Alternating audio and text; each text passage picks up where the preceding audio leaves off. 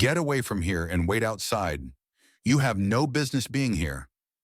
The voice cut through the afternoon air like a knife dripping with disgust and authority. The flight attendant screamed, "I'm calling security. If you don't leave immediately, people like you don't fly on jets like this." Eden, the black woman, stood there silent. The silence that followed was deafening. Rain began to fall on the tarmac of Westchester County Airport. And in that moment, a billionaire heiress stood face to face with an employee who had no idea she owned the entire company. But what the flight attendant, screaming those words, didn't know was that she had just made the biggest mistake of her entire life.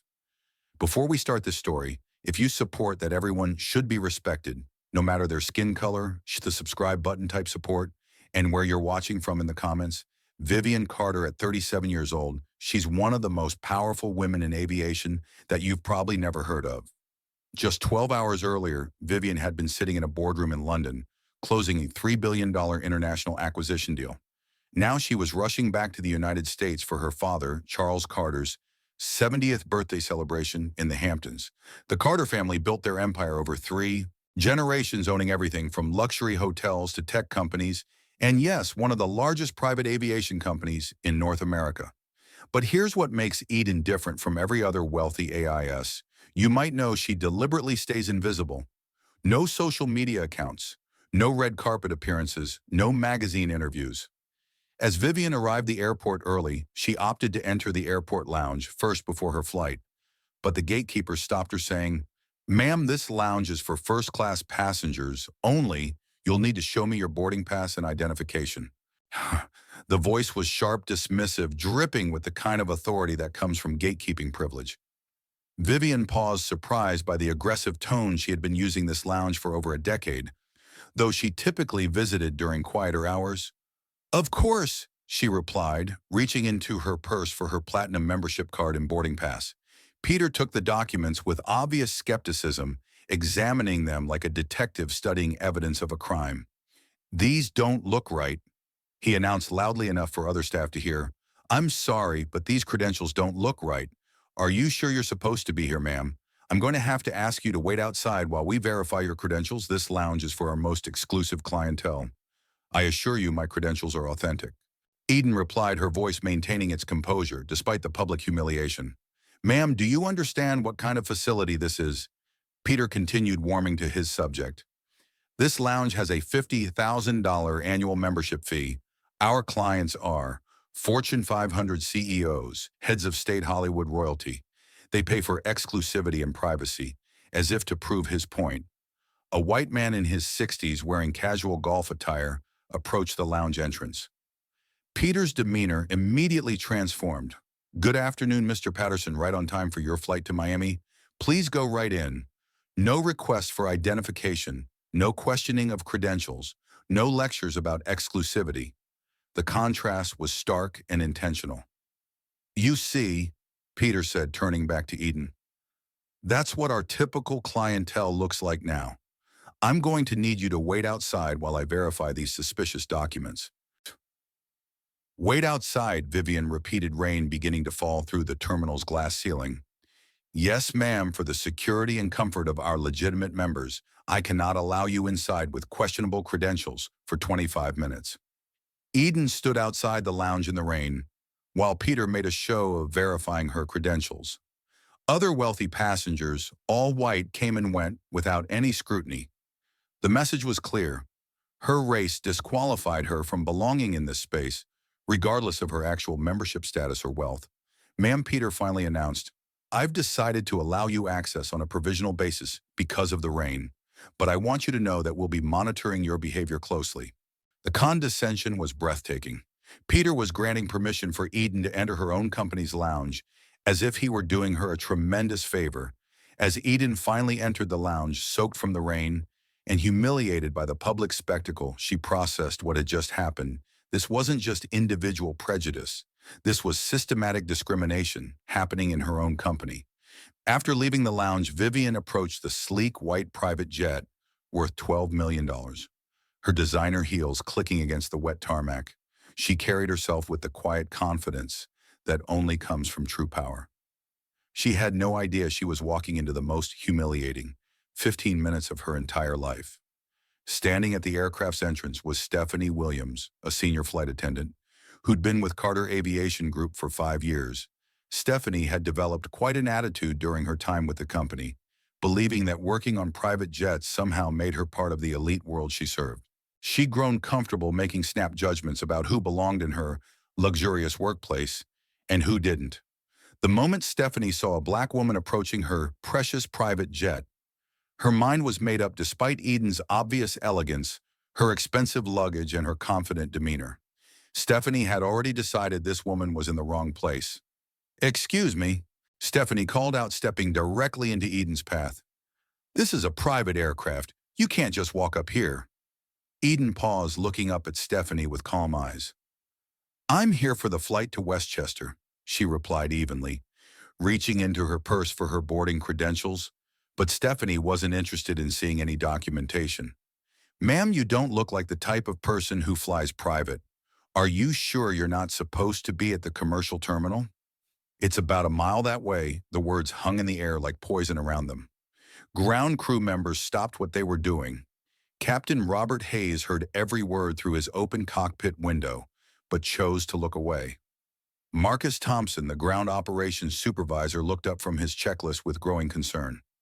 Jennifer Kim, a junior ground crew member, watched in horror as this elegant woman was being publicly humiliated.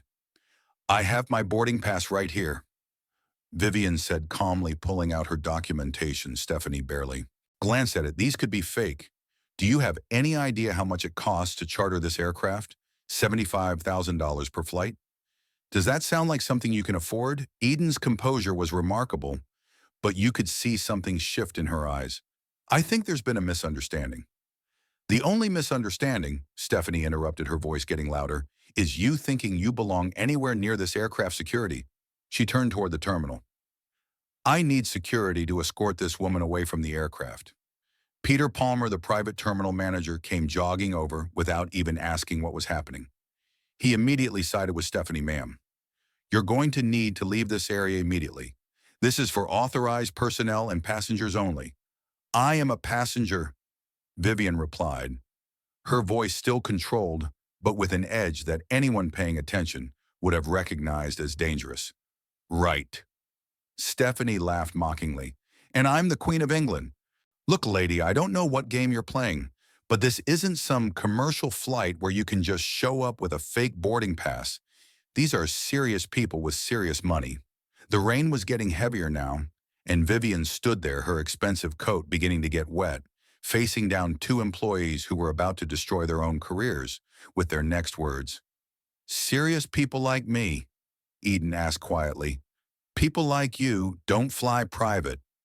Stephanie shot back. "You probably saw this plane and thought you'd try your luck. Well, guess what? It's not happening." "Not on my watch." Marcus Thompson finally stepped forward, his conscience getting the better of him. "Stephanie, maybe we should just check her credentials properly. Stay out of this." Stephanie snapped. "I know how to do my job. Unlike some people, I actually care about the security and reputation of this company." That's when Vivian Carter did something that sent chills down everyone's spine. She smiled, not a friendly smile, not a nervous smile, but the kind of smile that powerful people wear when they're about to destroy someone's entire world and want to savor every second of it. "You care about the reputation of this company?" Eden asked, her voice deadly calm. "Absolutely, and that means keeping out people who clearly don't belong here." Eden pulled out her phone and her voice changed completely. Gone was any trace of the accommodating passenger. What emerged was pure authority, the kind of voice that commanded boardrooms and closed billion-dollar deals. "In that case," she said, dialing a number, "I think it's time we discussed exactly what kind of reputation you've been building." As the phone began to ring, Stephanie and Peter exchanged glances. Something in Vivian's tone made them suddenly very, very nervous. Captain Hayes finally climbed out of the cockpit, realizing that whatever was happening was far beyond a simple passenger dispute. Tyler Brooks, the co-pilot, followed closely behind his face. Pale with worry, Jennifer Kim moved closer, and for the first time, she really looked at this woman who was being so brutally dismissed. The quality of her clothes, the confidence in her posture, the way she carried herself. This wasn't someone who was lost or confused. This was someone who belonged exactly where she was standing. "What would You have done in Eden's position, would you have immediately revealed who you were, or would you have let these employees show their true colors? First, drop your thoughts in the comments below, and don't forget to subscribe to the channel as Vivian's phone call connected Stephanie Williams and Peter Palmer. We're about to learn a lesson about assumptions, respect, and consequences that would haunt them for the rest of their lives. The woman they had just humiliated, dismissed, and threatened to have arrested was about to reveal exactly who she was. "Hello," Vivian said into the phone, her eyes never leaving Stephanie's face. "This is Vivian Carter, and I need to speak with the board of directors immediately." The color drained from Stephanie's face. The name Carter in aviation circles meant only one thing. But it couldn't be. Could it? The name Carter hung in the air like a thunderclap. But Stephanie Williams was too blinded by her own prejudice to understand what she had just heard. Instead of backing down, instead of questioning her assumptions, she doubled down on the biggest mistake of her entire career. "Carter," Stephanie scoffed, her voice dripping with mockery. "Oh, so now you're claiming to be related to the Carter family. What's next? Are you going to tell me you're the Queen of England too?" Vivian's finger hovered over the end call button on her phone for a moment. She considered hanging up and walking away. After all, she had learned what she needed to know about the culture in her own company. But something in Stephanie's tone, the sheer audacity of her dismissal, made Vivian wasn't just about one ignorant employee. This was about a system that needed to be completely dismantled. "Actually," Eden said, placing the phone back to her ear, "hold that call for just a moment. I want to give these employees one more chance to show me who they really are." "Ma'am," Stephanie continued, her voice getting louder and more aggressive, "I'm going to need to see some real identification. And I mean real identification. Not some fake documents you printed at home." Vivian reached into her purse and pulled out her driver's license, her black American Express Centurion card, and her company identification. She handed them to Stephanie with the patience of someone who had dealt with ignorance her entire life. Stephanie barely glanced at the documents before handing them back dismissively. "These could be fake too. Do you know how easy it is to get fake IDs these days? I've seen it all before." The irony was breathtaking. Here was a woman making $70. We're a year old is zero a year, questioning the credentials of someone who could buy and sell the entire airport without checking her bank balance. But Stephanie's prejudice had completely blinded her to reality. Peter Palmer, the private terminal manager, had been watching this exchange with growing smugness in his mind. Stephanie was handling a difficult situation perfectly. He approached with the swagger of someone who believed his authority was absolute. "Is there a problem here, Stephanie?" He asked, though his tone made it clear he had already decided who was in the wrong. "This woman is trying to board a private aircraft with what appear to be fraudulent documents," Stephanie explained. "She's claiming to be part of the Carter family." Peter looked Eden up and down with undisguised contempt. "The Carter family, really, ma'am? I've worked in this private aviation for 15 years. I know what wealth looks like, and you're in it." The statement was so absurd, so completely wrong, that Vivian almost laughed. Here was a man who made $80, zero a year, telling a billionaire, is that she didn't know what wealth looked like. But Vivian's training in maintaining dignity under pressure held firm. "What exactly does wealth look like to you?" Vivian asked quietly. "Well, for starters," Peter said. Warming to his subject, wealthy people don't just show up at airports alone. They have assistants, bodyguards, entourages. They don't carry their own luggage. They certainly don't stand around arguing with staff as if to prove his point. At that exact moment, a white man in his 60s approached another private jet. About 50 yards away, he was wearing khakis and a polo shirt, certainly not dressed any more expensively than Eden. But the difference in how he was treated was striking. No questions about identification, no demands to see boarding passes, no lectures about who belonged on private aircraft. Mr. Patterson, who Vivian later learned was worth about $50 million.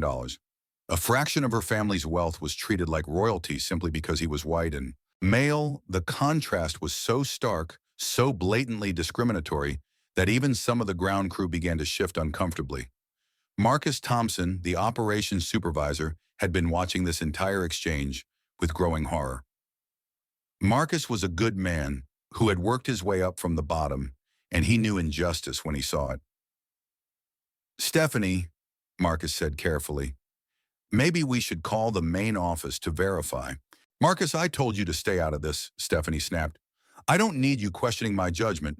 This woman is clearly trying to scam her way onto a private aircraft, and I'm not going to let it happen on my watch. But Marcus wasn't the only one growing uncomfortable. Captain Robert Hayes had been watching from the cockpit, and every instinct told him something was terribly wrong. Hayes had 23 years of experience in aviation, and he'd flown for wealthy clients before there was something about Eden's composure, her quality of dress, the way she carried herself that screamed authenticity. Yet Hayes did nothing like so many people who witness injustice. He told himself it wasn't his responsibility. He was just the pilot. Personnel issues weren't his department.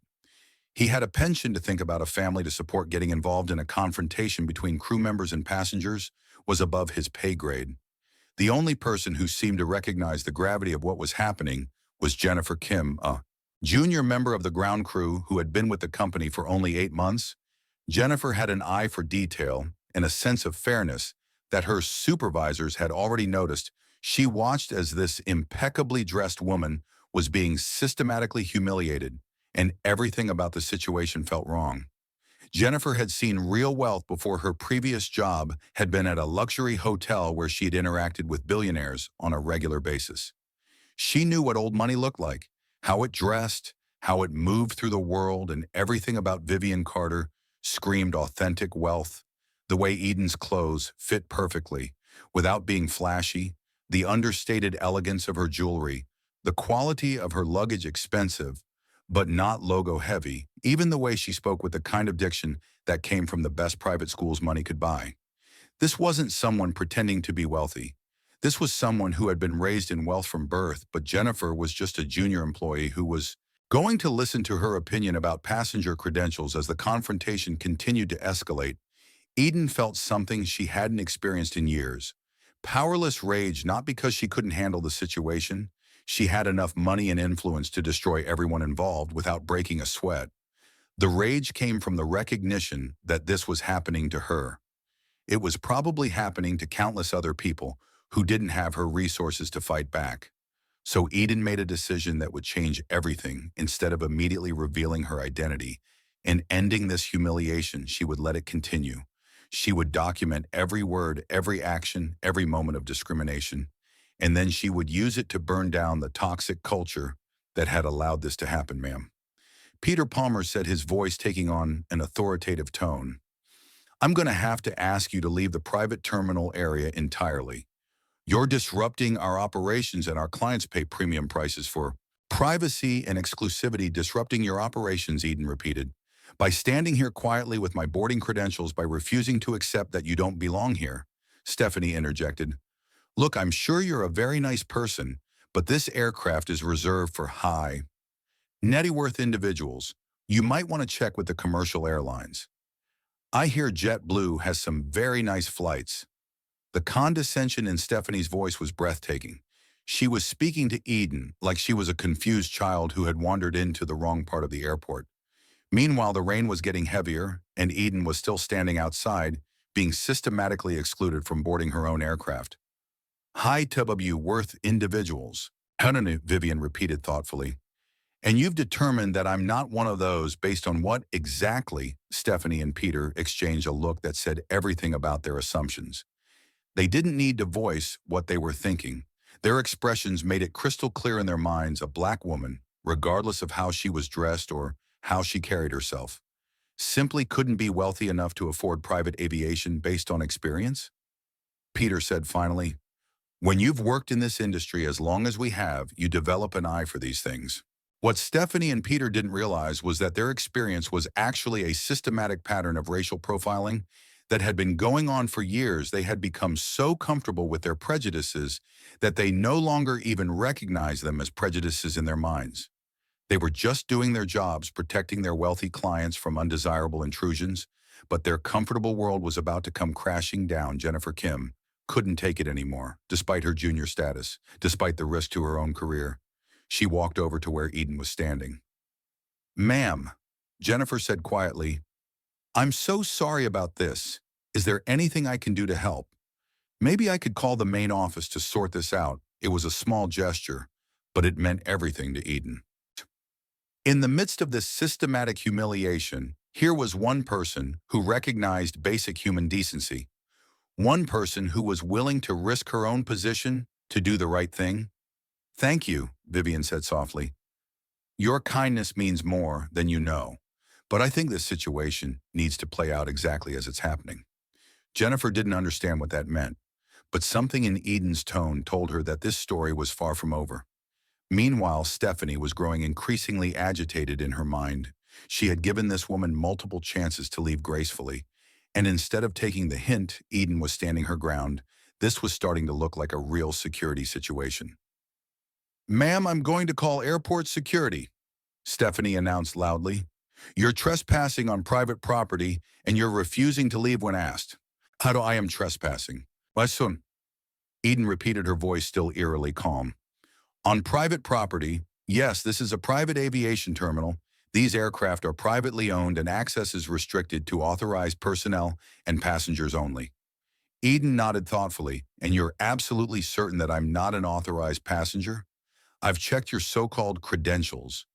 They don't match our passenger manifest, and frankly, they look suspicious."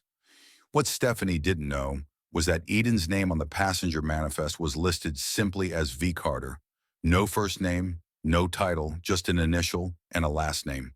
It was a security measure that the Carter family had used for decades to maintain their privacy. But in Stephanie's mind, she was looking for someone who looked like her mental image of what a Carter should be, and a black woman definitely didn't fit that image. "You know what," Vivian said, pulling out her phone again. "I think it's time I made that call." As she dialed, Vivian's entire demeanor shifted. The accommodating passenger disappeared, replaced by something far more dangerous. Her voice took on the tone of someone who was used to being obeyed without question. "Hello, I'm at Westchester County Airport," Vivian stated, "and I'm experiencing what can only be described as systematic discrimination from our employees." "Yes, our employees." The color was starting to drain from both Stephanie's and Peter's faces. Something in Eden's tone, the way she said, "our employees," was beginning to penetrate their walls of prejudice and arrogance. "I want a full investigation launched immediately." Vivian said, her voice getting stronger with each word. "I want security footage pulled from the last 30 minutes, and I want a complete review of hiring and training practices in the private aviation division." Captain Hayes finally climbed out of the cockpit, realizing that whatever was happening had gone far beyond a simple passenger dispute.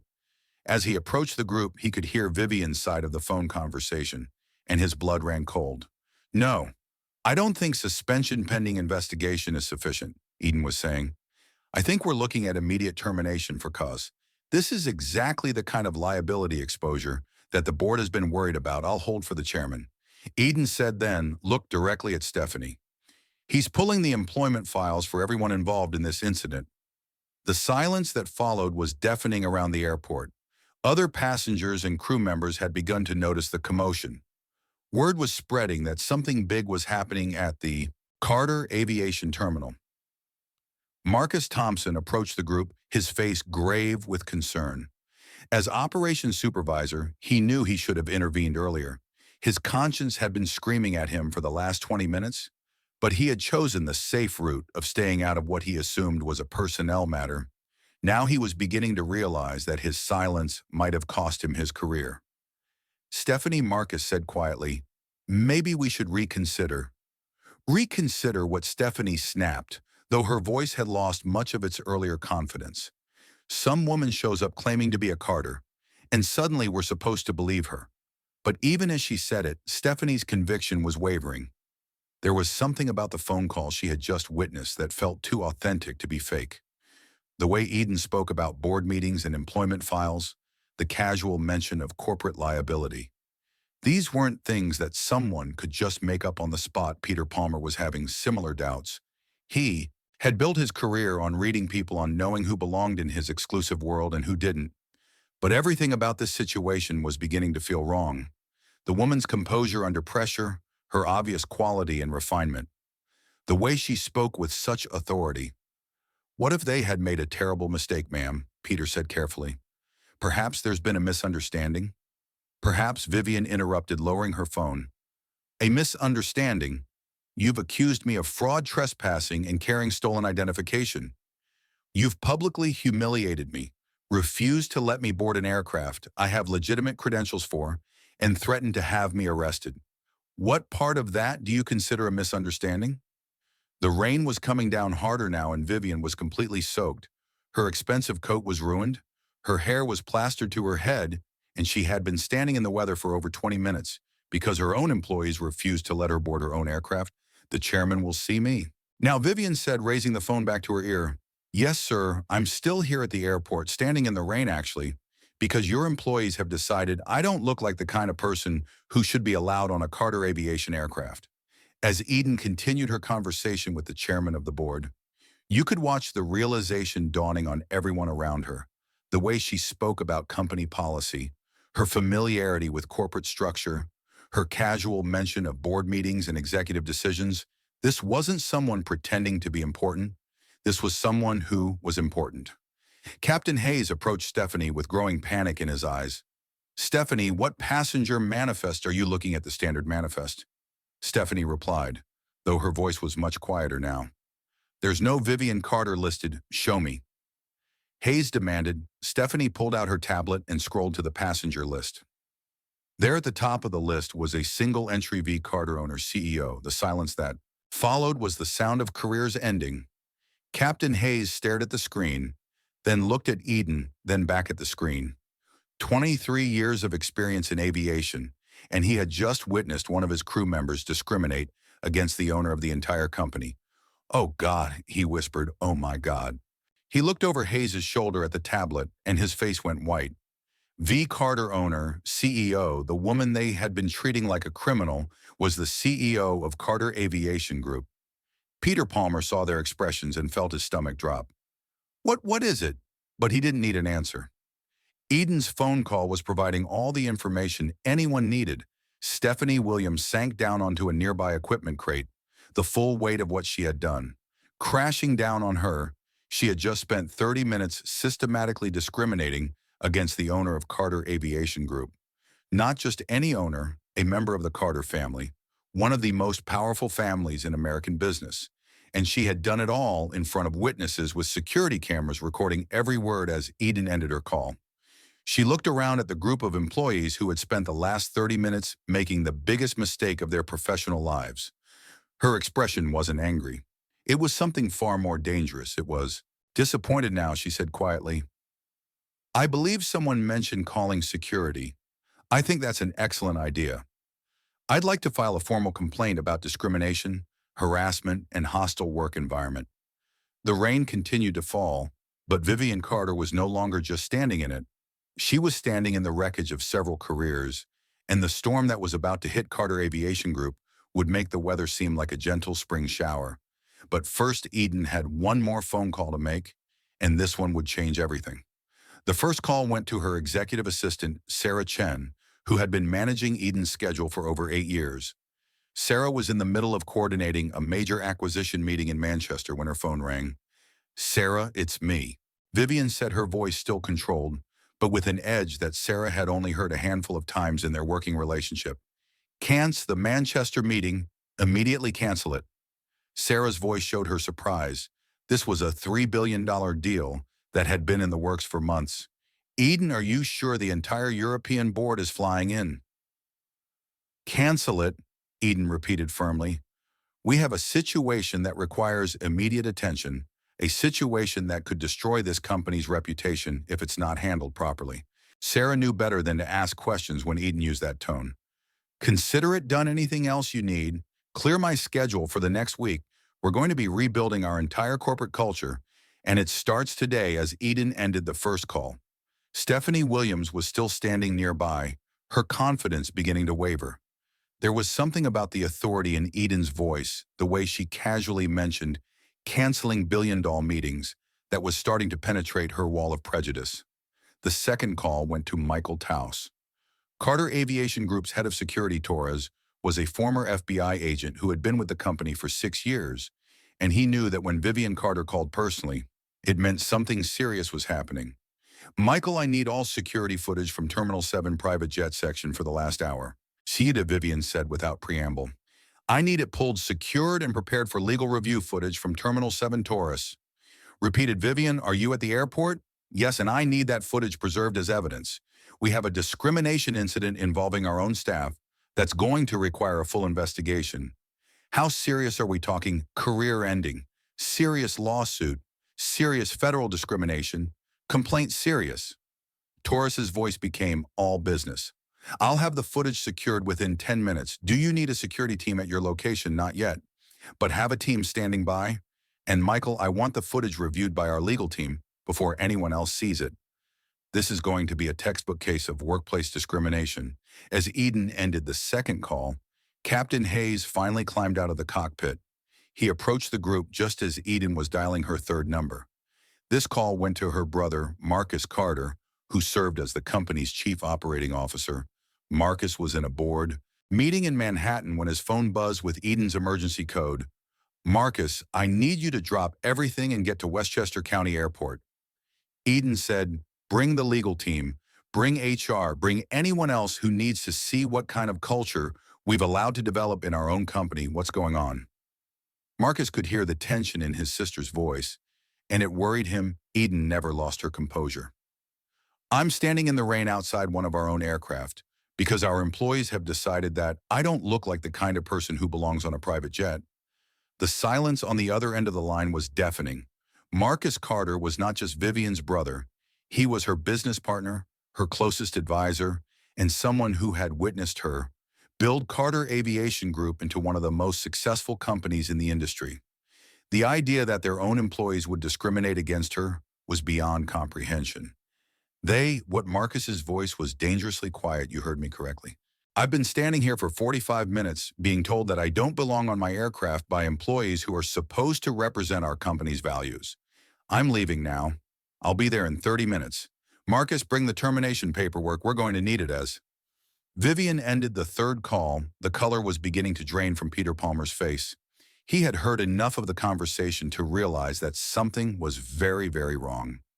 The casual mention of legal teams and termination paperwork was starting to penetrate his fog of arrogance. But it was the fourth call that would end careers and change everything. Eden dialed the direct line to the Carter Aviation Group boardroom, where the weekly executive meeting was taking place. The board members were reviewing quarterly reports when the conference room phone rang with Eden's emergency code. This is Eden Carter, she said, and her voice had completely transformed. Gone was any trace of the patient passenger.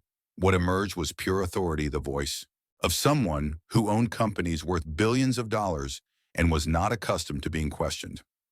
I'm calling an emergency board meeting to address a discrimination incident involving our own staff that is occurring right now, at this moment at Westchester County Airport. Board Chairman Robert Sterling's voice came through the speaker. Vivian, what kind of incident are we talking about, the kind that makes headlines? Vivian replied, her voice getting colder with each word. The kind that triggers federal investigations. The kind that destroys reputations and costs companies hundreds of millions in lawsuits. Where are you exactly? I'm standing in the rain outside Terminal 7. Because our employees have spent the last 45 minutes telling me that I don't belong on one of our own aircraft. The silence in the boardroom was absolute. These were some of the most powerful executives in American business, and they knew exactly what kind of liability exposure Eden was describing. Robert, I don't care what meetings you're in. Vivian continued, her tone becoming increasingly commanding. I don't care what calls you need to cancel. This company's reputation is on the line, and we need to address it immediately.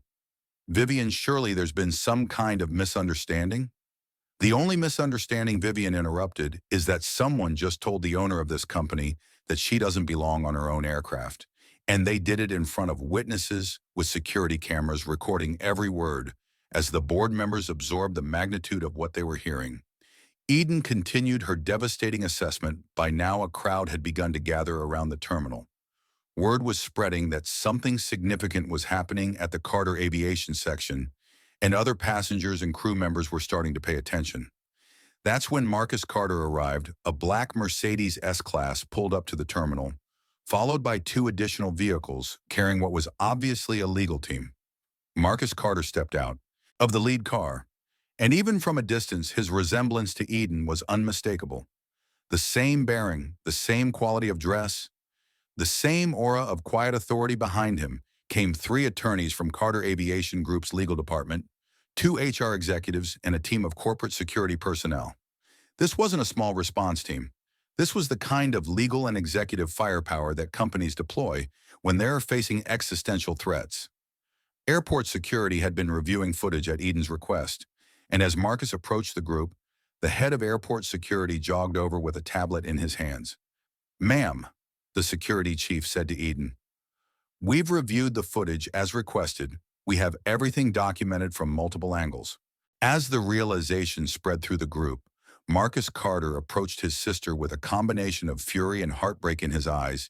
He had built this company alongside Eden, and the idea that their own employees would treat her this way was devastating. "Eden," he said quietly, "I am so sorry. Don't apologize to me." "Kikum," Vivian replied, her voice still carrying that ice-cold authority. "Apologize to every passenger who has been treated this way. Before me, apologize to every employee who has been discriminated against. Apologize to the shareholders who are about to watch this company's reputation get destroyed." Marcus turned to look at Stephanie and Peter, and his expression was terrifying as COO of Carter Aviation Group. He had seen discrimination complaints before, but never anything this blatant, this documented, this public. "Which one of you," Marcus asked, "quietly told my sister that she doesn't belong on her own aircraft?" The silence that followed was deafening. Eden finally stepped forward, and for the first time in over an hour, she began walking toward the aircraft steps. But now she wasn't walking as a passenger hoping to board a flight. She was walking as the CEO of Carter Aviation Group, and everyone could see the difference. Her posture changed, her expression hardened. The accommodating passenger disappeared, completely replaced by one of the most powerful executives in American business. Everyone involved in this incident, Eden announced, will report to the aircraft's conference room immediately. "We're going to have a conversation about respect, discrimination, and consequences," as Vivian boarded her own aircraft, followed by her legal team and HR executives. The employees who had spent the last hour humiliating her realized that their careers were over. They were about to face the reckoning of their lives inside the luxurious cabin of the $12 million aircraft. Vivian took her seat at the head of the conference table. Around her sat the legal team, HR executives, and her brother Marcus. Across from them, looking like defendants in a criminal trial, sat Stephanie Williams, Peter Palmer, Captain Hayes, and Tyler Brooks. The contrast was stark and intentional. On one side of the table sat power, authority, and justice.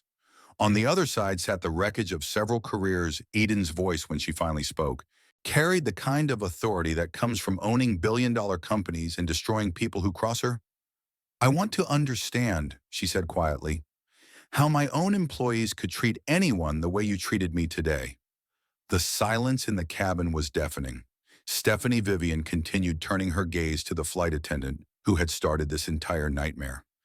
"I want you to explain to me exactly what you saw that made you think I didn't belong on this aircraft." Stephanie's voice, when she finally found it, was barely a whisper. "Ma'am, I thought you thought," what Vivian's voice was deadly calm, "that a black woman couldn't possibly afford private aviation, that wealth has a particular color, that you could judge someone's net worth by looking at them. I didn't know who you were."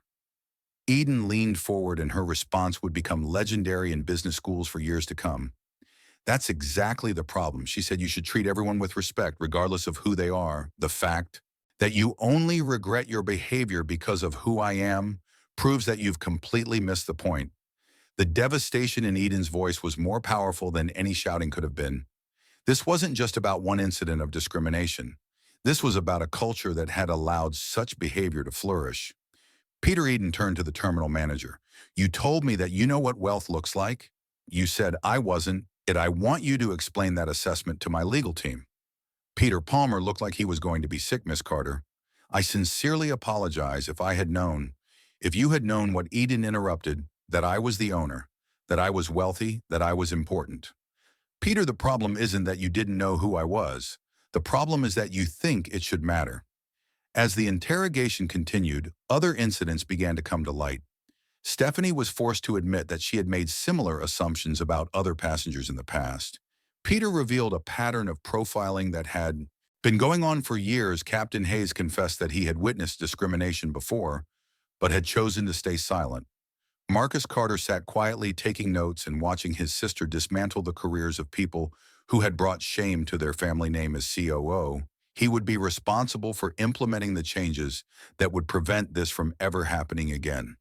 The security footage Vivian announced shows every moment of the last hour, every discriminatory comment, every assumption, every moment of humiliation.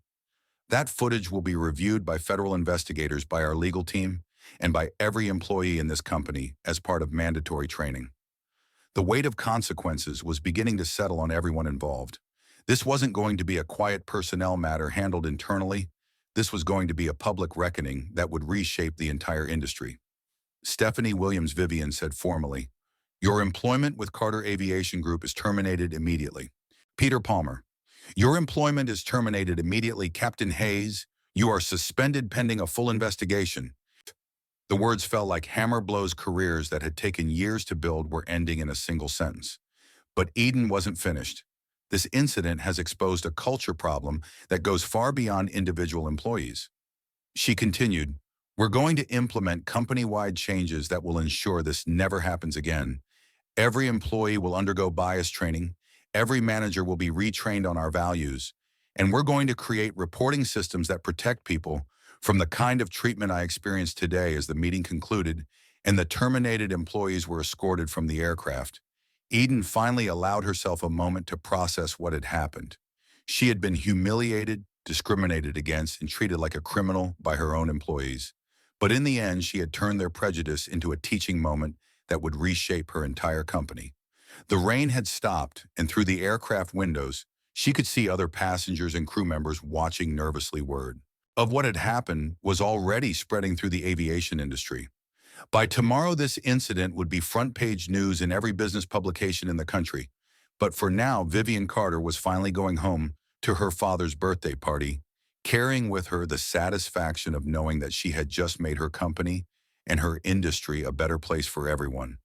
The most powerful response to discrimination, she had proven, was simply letting people reveal exactly who they were and then holding them accountable for it. Justice moved swiftly through Carter Aviation Group.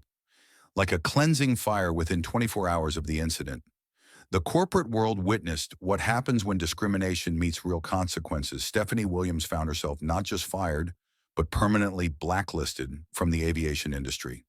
Her termination letter, which would later become a template for discrimination cases, detailed every moment of her prejudiced behavior.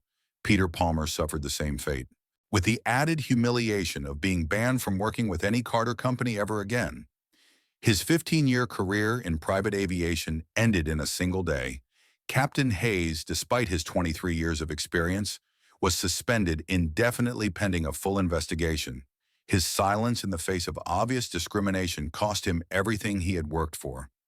The real heroes of that day were rewarded just as swiftly. Marcus Thompson, the operations supervisor, whose conscience had finally overridden his fear, was promoted to regional operations director.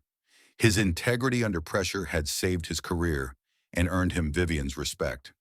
Jennifer Kim, the junior ground crew member, who had shown basic human decency when everyone else failed, found herself offered a management position and a full scholarship to aviation school. But the individual consequences were just the beginning of Eden's transformation of Carter Aviation Group. Within a week, Eden had implemented a complete overhaul of company operations. Her commanding presence was felt across every Carter Aviation property as new policies rolled out with military precision. An anonymous reporting system for discrimination was established, managed by an independent third-party firm. Regular undercover assessments by external diversity consultants became standard practice. Every employee, from baggage handlers to executives, was required to complete comprehensive bias training designed by leading experts in workplace equality. The changes weren't just cosmetic, they were revolutionary. Carter Aviation Group became the first major aviation company to implement real-time bias monitoring, where AI systems analyze customer service interactions for discriminatory patterns. The company also established a victim advocacy program, ensuring that anyone who experienced discrimination would receive immediate support in legal assistance. For Vivian personally, the incident triggered a profound realization: her family's philosophy of maintaining a low profile While protecting their privacy had inadvertently enabled a toxic culture to flourish unchecked, she made the difficult decision to become more visible in company operations, conducting surprise visits to terminals and speaking directly with frontline employees when she finally arrived at her father's 70th birthday celebration in the Hamptons. 3 hours late and emotionally drained, Charles Carter took one look at his daughter and knew something significant had happened as Vivian recounted the day's events. Her father's initial anger gave way to profound pride. "You turned the worst day into the best lesson," he told her. "Your mother would be so proud." The birthday celebration itself became an impromptu business school seminar with three generations of Carters discussing how to transform corporate culture from the top down. The family's quiet philanthropy would never be the same. They increased their investment in diversity initiatives by 500% and established mentorship programs, specifically for underrepresented groups in aviation. The ripple effects of that single afternoon extended far beyond Carter Aviation Group. The incident became a Harvard Business School case study within months titled, "When Discrimination Meets Authority Leadership in Crisis." Other aviation companies scrambled to implement similar policies, terrified of facing their own version of Eden's nightmare. Eden's leadership style gained national recognition with business publications, calling her the executive who turned humiliation into transformation. She was invited to speak at conferences, testify before Congress about workplace discrimination, and serve on panels about corporate responsibility. The woman who had spent her entire life avoiding publicity became one of the most respected voices in American business. But perhaps the most remarkable twist came 6 months later. Stephanie Williams, after losing everything and being forced to confront the reality of her prejudices, spent those months in deep personal reflection. She volunteered at community centers, worked with diversity training organizations, and slowly began to understand the damage her assumptions had caused not just to Eden, but to countless others over the years. She wrote a public letter that was published in major newspapers across the country, acknowledging her behavior and thanking Eden for forcing her to face her own biases. The letter was raw, honest, and devastating in its self-awareness. Eden's response shocked the business world. Instead of dismissing Stephanie's apology, she offered her something unprecedented, a chance at redemption, not a job. Stephanie would never work in aviation again, but an opportunity to become part of Carter Aviation Group's diversity training program, sharing her story with employees and helping them understand how unconscious bias can destroy lives and careers. True leadership, Vivian explained to a stunned boardroom, includes forgiveness alongside accountability.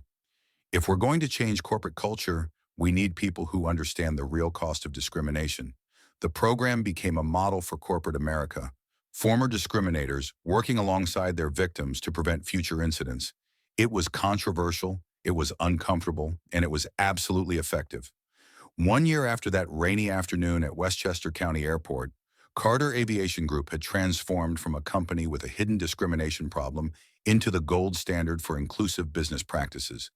Vivian Carter had proven that sometimes the most powerful response to injustice isn't revenge, it's revolution. And it all started with one woman who refused to back down when someone told her she didn't belong on her own airplane.